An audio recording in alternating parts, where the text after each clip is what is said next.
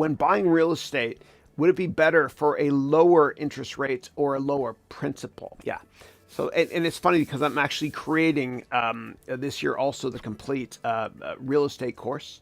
An unabridged, much longer version of that is going to be and detail oriented is going to be in the MBA degree program later this year as well. And it's tough for me to answer that from a global perspective as well. And I try to be generic enough for all my students because in America, you can write off the interest on your mortgage, right? It's tax deductible. In almost every other country, you can't do that. So, and I've had interest only mortgages before, but make sure if you're going to do an interest only mortgage, that you have sizable income that if needed, you could immediately put down a big down payment to pay off part of your principal. Yeah. And what you want to do is create your own personal income statement and balance sheet as well. And I'll help you with it in class as well. Okay. And figure out how much money you're going to be making every year from the Navy and other side hustles, if you have them, for example.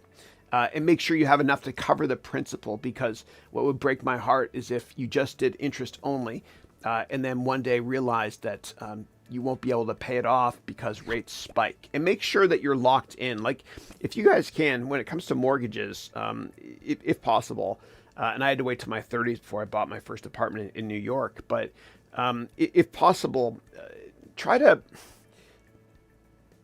get a fixed rate if you can for 15 or 30 years if you can. And what that means is interest rates won't spike.